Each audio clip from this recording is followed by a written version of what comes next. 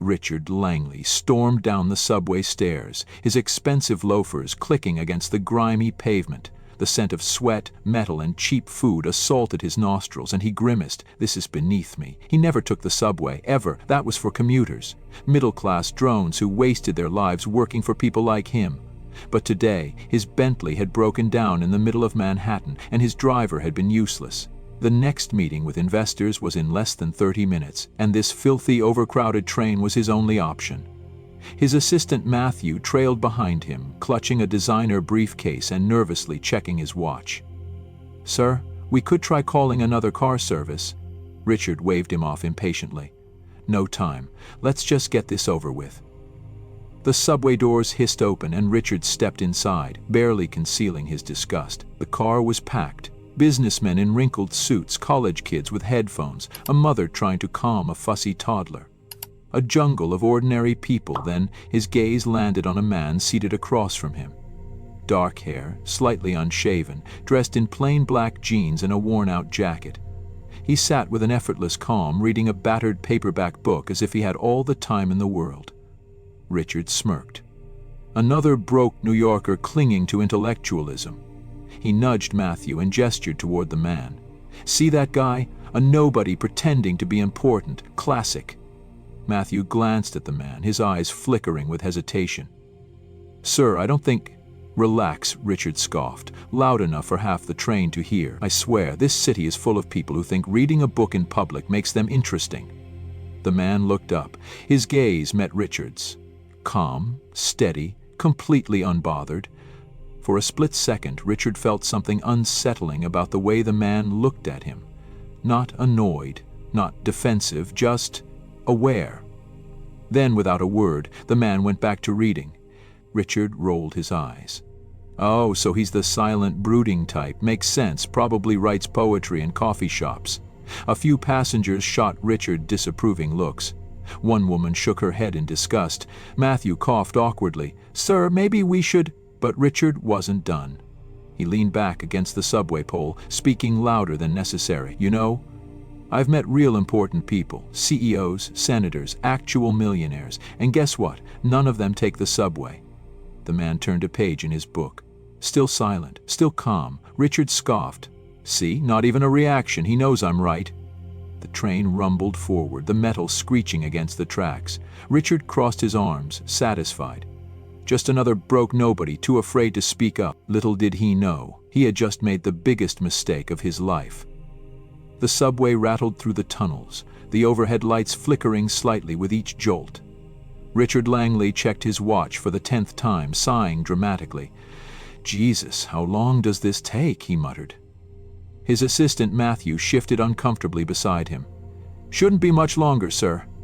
Richard shot a glare at a group of teenagers laughing loudly at the other end of the car. The entire subway experience was a nightmare. The noise, the smells, the sheer proximity to people who didn't belong anywhere near his world. And yet the nobody across from him seemed completely at ease. The man still sat with his book, turning pages slowly, unbothered by the chaos around him. Why did that annoy Richard so much? Then, something unexpected happened. A frail elderly woman entered the car at the next stop, gripping the metal pole for support. Richard didn't move. Why would he? That wasn't his problem. But before he could even glance away, the man across from him closed his book, stood up and gestured for the woman to take his seat. "Please, ma'am, have a seat," the man said, his voice calm, respectful. The elderly woman blinked in surprise before smiling. "Oh, thank you, dear. That's very kind of you." She sat down with a relieved sigh, adjusting the shopping bag on her lap. Richard scoffed under his breath. "Really? Was that supposed to be impressive?" He leaned toward Matthew. "You'd think he just donated a kidney the way people are looking at him." Matthew didn't respond. Neither did the man, but Richard noticed something strange. A few passengers nearby were exchanging glances, whispering quietly. Some even smiled as if they knew something he didn't. What the hell was going on? A man sitting a few seats away gave the stranger a nod of appreciation. "Class act, man. You don't see that a lot these days." Richard rolled his eyes. "What's the big deal?" he muttered under his breath. But something about the way people were reacting unsettled him. He shifted his gaze back to the man, who had resumed his quiet posture, standing casually near the door, book still in hand, as if he hadn't just earned the respect of an entire subway car with one small gesture. Then the train lurched to a stop. The doors slid open with a hiss, and just as Richard prepared to mentally check out again, a nervous-looking teenager hesitated at the entrance. His eyes darted around the train car before locking onto the man. The nobody Richard had spent the entire ride mocking. The kid's face lit up with shock and excitement. "Excuse me?" he blurted out. "Mr. Reeves?" Richard's stomach dropped. His head snapped toward the man, his nobody, but now suddenly he wasn't a nobody at all. Richard Langley frowned, his mind struggling to process what he had just heard. "Mr. Reeves?" He glanced at the teenager, who now stood frozen in awe, gripping his phone like he had just found himself in the presence of royalty. The man, the nobody Richard had mocked, looked up from his book with a small, warm smile.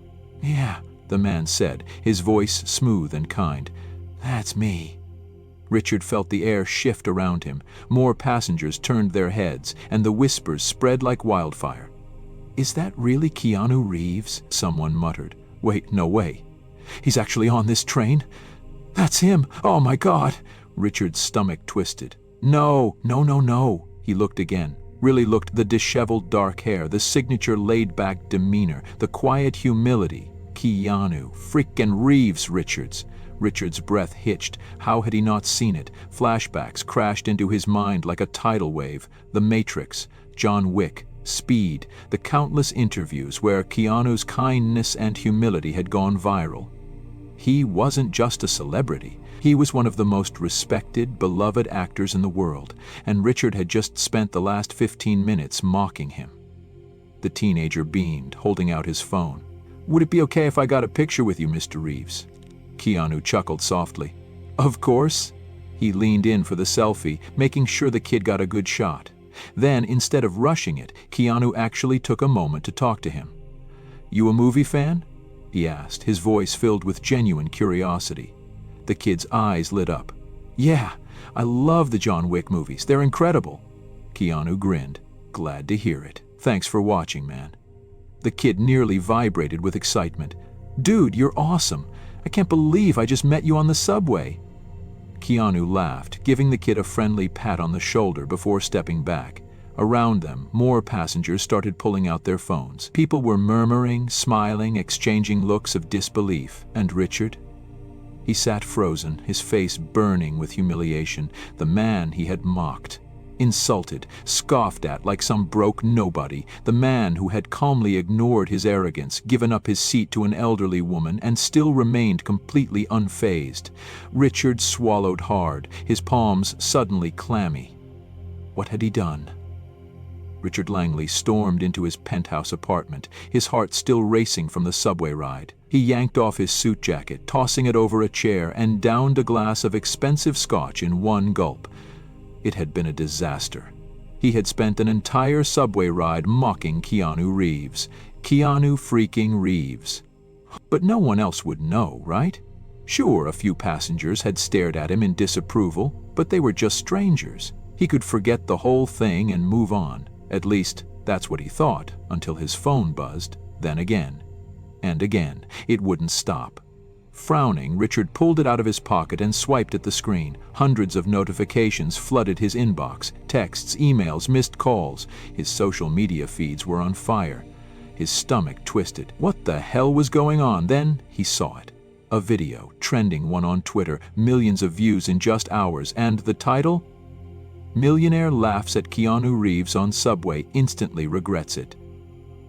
Richard's breath caught in his throat. His own voice blasted through the speakers as the video played. See that guy? A nobody pretending to be important?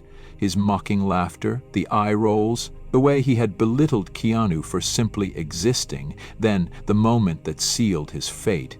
His face when the teenager recognized Keanu, the slow, dawning horror in his expression, the sheer humiliation. The camera had caught everything. He scrolled down to the comments, his hands shaking.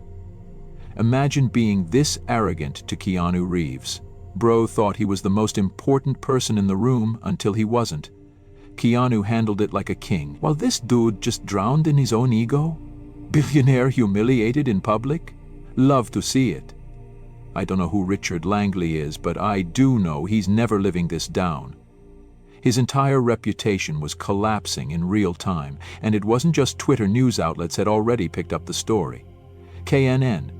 CEO mocks Keanu Reeves on subway, faces public backlash. Forbes. Why humility wins. Keanu Reeves teaches a millionaire a lesson.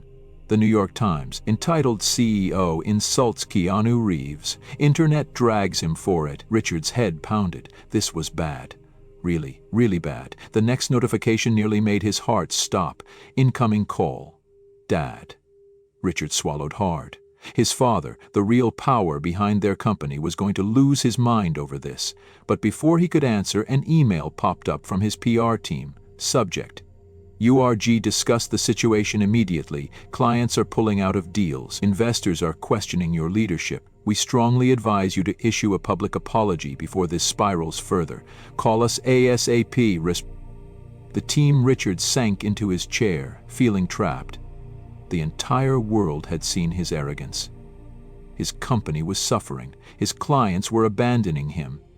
And Keanu? Keanu was probably sleeping peacefully, completely unbothered. Richard clenched his fists. He had built his entire life on power, money, and status, but none of that mattered anymore, because now he was nothing more than a joke. Richard Langley stared at his phone, the screen glowing with yet another brutal headline. CEO Richard Langley faces backlash after subway incident with Keanu Reeves.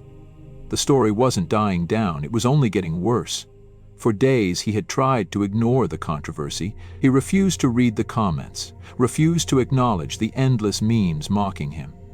But that didn't change the fact that his entire world was crumbling. Clients ghosted him. Investors doubted his judgment. Even his so-called friends avoided his calls, embarrassed to be associated with him. The worst part? Keanu Reeves didn't say a word. While Richard's name trended for all the wrong reasons, Keanu carried on with his life, completely unaffected by the scandal. There were no angry statements, no interviews, no passive-aggressive posts, just Keanu being Keanu. And somehow that made Richard feel even smaller. His PR team sat across from him, their expressions grim. "You need to fix this, Richard," one of them said. "The public hates you right now. This isn't just bad press, this is career-ending press." Richard clenched his jaw. "So what do you want me to do? Beg for forgiveness?" "Yes." Another team member said bluntly, "You need to apologize, publicly." Richard hated the idea, but he knew they were right. His reputation was hanging by a thread. His father had already called twice, furious over the fallout. The company was losing deals, and the board was questioning his leadership. He sighed, rubbing his temples. "Fine, I'll make a statement." "Not just a statement," his PR manager interjected. "You need to do something real, something that actually shows remorse." Richard stiffened. "Like what?" The room fell silent. Then his PR manager hesitated before saying, "Reach out to Keanu." Richard's stomach twisted. Keanu Reeves, the man he had mocked, laughed at, belittled, the man who had effortlessly maintained his dignity while Richard had become an international punchline. "You want me to—" "What? Ask him to forgive me? Yes, publicly or privately. But if you want people to take your apology seriously, it has to be more than just words. It has to be personal." Richard exhaled sharply, feeling his pride crack for the first time. There was no other way. Later that evening, Richard sat alone in his office, staring at his phone. He had written and deleted the message at least 10 times. Furiously, he forced himself to type the words. "Keanu, I owe you an apology. I acted like a complete jerk on the subway and I regret it. If you're open to it, I'd like to meet and make things right." He hesitated, his finger hovering over the send button. Then, with a deep breath, he hit send. Minutes passed, then an hour. Minutes passed, then an hour. Minutes passed, then an hour. Minutes passed, then maybe he didn't care. Maybe Richard was already beyond redemption. But just as he was about to shut his phone off, a notification popped up. "Keanu Reeves, sure, let's talk." Richard's breath caught. Of all the outcomes, he hadn't expected that Richard Langley sat at a small, unassuming cafe in downtown Manhattan, his fingers wrapped around a cup of untouched coffee. The air smelled of fresh espresso and baked pastries, but he barely noticed. His mind was elsewhere. Across the table sat Keanu Reeves. No cameras, no reporters, no staged apology. Just two men, face to face. Keanu had arrived exactly on time, dressed simply in a dark sweater and jeans, the same effortless ease he had carried on the subway. He didn't look angry or smug. He wasn't here to humiliate Richard, and somehow that made Richard's guilt even worse. He cleared his throat, forcing himself to look Keanu in the eye. I appreciate you meeting me," Keanu nodded. "No problem." Silence stretched between them. Not the awkward kind, just a quiet, comfortable pause.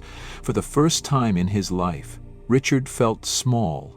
Not because Keanu made him feel that way, but because he was finally seeing himself clearly. The arrogance, the entitlement, the way he had treated people as if they were beneath him. He had spent his life believing money was the only measure of worth, but sitting across from Keanu Reeves, a man who had more fame, more wealth, and more success than Richard could ever dream of, yet still carried himself with absolute humility, he realized how wrong he had been. Richard exhaled, rubbing the back of his neck. "I was a jerk," Keanu gave a small, amused smile. "Yeah," Richard let out a breathy chuckle. "I deserved that." He leaned forward, his tone more serious. "Look, I'm not going to make excuses. I was arrogant, disrespectful, and I made an ass of myself, and worse, I didn't even realize I was doing it." Keanu tilted his head slightly, studying him. "Most people don't." That simple statement hit harder than Richard expected. Keanu wasn't angry. He wasn't here to gloat. He was just honest. Richard shook his head, staring down at his coffee. "I've spent my life believing that money made me important, that success meant being better than other people. But watching you on that subway, how you treated that elderly woman, how you treated me, even after how I acted, it made me realize something." He looked up, swallowing his pride. "You're the kind of person I wish I was." Keanu didn't respond right away. He simply took a sip of his coffee, then set the cup down gently. "You can be," he said. Richard blinked. Keanu shrugged. "People screw up. It's what you do after that matters." The words settled over Richard like a weight. It would be easy to dismiss them, easy to say he didn't care, that it didn't matter. But for the first time in his life, he wanted to change, not for PR, not to save his company, but because for the first time he understood what true greatness looked like. And it had nothing to do with money. The internet never forgets. Richard knew that his name would be attached to that subway video forever. The memes, the headlines, the public embarrassment, it would all remain. But over time, something shifted. Instead of fighting the backlash, Richard started listening. He changed the way he treated his employees, stopped belittling service workers, started paying attention to the world outside his billionaire bubble. And though he knew he could never erase his past mistakes, he could choose to be better moving forward. The story of the CEO who mocked Keanu Reeves and instantly regretted it became more than just viral drama. It became a lesson about humility, respect, and the simple truth that true greatness isn't measured by wealth, but by character.